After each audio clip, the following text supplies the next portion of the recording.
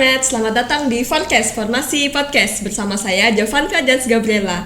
Nah, kali ini kita akan ngobrolin tentang UMKM dan saya langsung ngobrol dengan pelakunya langsung nih. Halo Kak Monica. Halo. Oke, nah teman-teman, di episode kali ini kita bakal ngobrol sama salah satu pebisnis wanita asal Balai Sumedang. Ya kan Kak? Betul. Betul banget. Nah, Kak Monica ini punya 2 brand sekaligus. Yang satu jual peralatan rumah meriah, yang satu jual fashion kekinian. Dari mulai dari kaos, crop top, rok sampai ke body care. Lengkap banget gak sih Kak? Iya. Ya. Nah, teman-teman, sebelum kita mulai podcast nih, kita mau mengenal Kak Monica lebih jauh nih.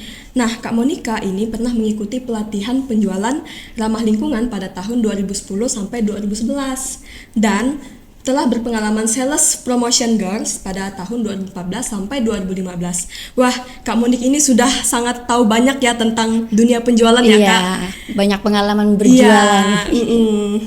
Nah, kita masuk aja ya langsung. Saya penasaran nih Kak, kira-kira bagaimana sih ceritanya Kakak itu bisa punya 2 toko online sekaligus dan bisa dengan segmen yang berbeda gitu. Bukannya kan sulit ya Kak kalau kita mengayomi 2 akun sekaligus gitu Kak? Iya, betul. Mulanya itu satu aja dulunya. Pertamanya hanya online shopping. Itu 2019. Itu kan aku di rumah terus kan. Awalnya cuman online shop aja, belum ada yang ready. Pertama kali aku jualnya custom case. Pada tahun 2019 itu di Pontianak itu belum ada agen-agen custom case yang case handphone pakai cetak foto, gambar apa bisa sesuai request kayak gitu kan. Nah, jadi banyak yang penasaran sama case-case ini. Jadi dalam sehari itu bisa sampai 20 case yang masuk, 30 case. Bahkan itu bukan hanya di Pontianak aja, di daerah-daerah masuk orderannya. Tapi itu tahun 2019 dulu karena belum banyak saingan. Nah, mungkin sekitar 1 tahun berjalan resellernya juga banyak kan. Karena udah makin canggih, banyak saingan. Bahkan yang tadinya jadi reseller aku jadi sainganku sendiri. Dia punya alat-alat sendiri, jadi harganya udah mulai bersaing. Karena udah banyak saingan, makin sepi, malahan yang reseller aku tadi makin banyak jualannya. Jadi aku kerja tadinya langsung cari kerja, tapi online shop aku tetap jalan. Tapi ketika aku kerja ini, aku kan kerjanya di bank. Kerja di bank punya nasabah. Nasabah aku ini punya banyak karakter pengusaha-pengusaha, ada yang dijual ikan, pengusaha tambang apa gitu kan banyak. Dari pengusaha ikan ini yang di Pelamboyan, aku kan ke Pelamboyan. Dia cuma jual ikan bisa punya banyak tabungan. Aku mikir kalau aku punya usaha mungkin bisa kayak gini ya. Aku langsung resign buka usaha. Nah, jadi itu tahun 2022 aku udah punya toko sendiri. Tapi pertamanya mulanya aku cuman online shopping itu sewa kios. Sewa kios, stok-stok barang, tapi bukan cash lagi. Semua peralatan rumah. Ada alat dapur, gorden dan macam-macam. Setahun aku jualannya di Shopee. Di market Shopee, Instagram, WhatsApp. Nah, waktu buka toko ini aku rajin upload di Facebook, di Instagram, WhatsApp, semua tiap hari upload karena online shop. Setelah 1 tahun, yang datang ke toko itu kan rata-rata orang yang dari online shop. Orang yang tadinya cuma di pinggir jalan, oh beli ini tuh jarang ada. Aku mikir daripada aku harus bayar sewa, lebih baik aku buka di rumah. Jadi aku bangun kios dekat rumah, langsung pindahin barang, nggak perlu bayar kios-kios lagi. Yang datang semuanya online langsung ke rumah. Jadi praktis tanpa harus ngeluarin banyak biaya operasional tuh nggak perlu karyawan lagi, kita bisa urus sambil urusan di rumah, masak sendiri di rumah, nggak perlu bolak-balik tuh nggak perlu lagi. Jadi itu tahun 2023 udah punya sendiri di rumah. Kalau Honai Clothing itu aku buka 2024 akhir. Agak jauh. Iya, jaraknya jauh karena aku mikir kan pengen deh buka yang lain. Kalau cuman ini aja kan nggak tahu nih bakalan ada untung dari hal-hal lain kan. Jadi aku langsung buka iseng-iseng aja ceritanya. Jadi keluarga aku itu kan ada buka toko baju, tapi dia grosir di Jakarta. Jadi aku pengen kayak dia gitu kan, ada target lah pengen kayak dia. Jadi aku cari agen-agen di Jakarta, aku jualan di sini kayak gitu ceritanya. Itu di akhir 2024. Jadi yang pertama itu Honey Shopping dulu kan, baru Honey Clothing. terus tiba-tiba Honey Clothing. Ya. Iya. Panjang perjalanannya Kak ya. Panjang dari 2019. Terus dua-duanya nih masih ada sampai sekarang lah ya? Masih. Puji Tuhan. Nah, Cuman kalau sekarang jarang upload di ini lagi sih, jarang upload di online.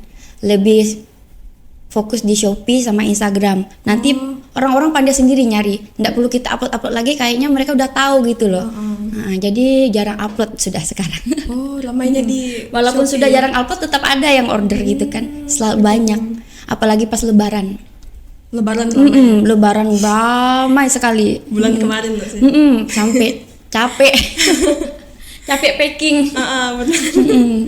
Terus kan kakak kan tulis nih di bio Instagramnya itu open reseller. Nah, bisa nggak sih kakak jelaskan kayak open reseller itu gimana sih Sistemnya bisa kayak gimana gitu ya? Nah, itu gimana Kak? Jadi itu kan aku bikin Instagram itu kan dari 2019 itu, sebelum aku punya toko. Karena aku nggak punya toko untuk menjual, jadi aku harus punya orang yang bisa bantu jualan aku dimanapun dia berada. Jadi yang dulunya kan aku sering upload di Instagram, Facebook, semua aku upload open reseller. Jadi harga reseller sama harga toko itu beda. Aku kasih diskon lebih banyak kayak gitu untuk reseller. Tapi dia banyak ordernya. Nah, reseller aku dulu paling banyak ini dari Ngabang, orang Landa, Sanggau, Ketapang. Mula-mulanya itu dari keluarga juga. Tapi aku masih ingat reseller aku sampai sekarang, Kak Evi sama siapa. Pokoknya dia order tuh banyak gitu kan, nggak dikit-dikit langsung banyak. Jadi walaupun kita untungnya dikit, kalau dia ordernya banyak ya tetap banyak kan. Iya. Dia tuh harus order banyak gitu ya. Iya, kalau resellernya kan langsung order banyak. Untung kita jadi banyak walaupun tadinya sedikit-sedikit kan. Dia mirip nggak kayak sistem dropship? Beda ya? Aku open dropship juga. Misalnya kalau dia kan reseller aku ada di Ngabang nih misalnya. Tapi dia punya konsumen di Pontianak. Jadi dikirimnya dari tempat aku, pakai tulis nama dia gitu. Itu kan dropship. Iya, sama ya kayak sejenis. Iya, bisa juga. Dibilang gitu iya, ya. bisa juga. Nah, aku pengen lah kakak ini kasih contoh buat para pendengar kita nih. Misalnya satu produk penjualan rumah tuh harganya 25.000. Nah, reseller itu biasa jualnya berapa ya Kak? Kalau aku jual ke reseller 25.000, biasa mereka bisa jual 30, 25 kayak gitu. Iya.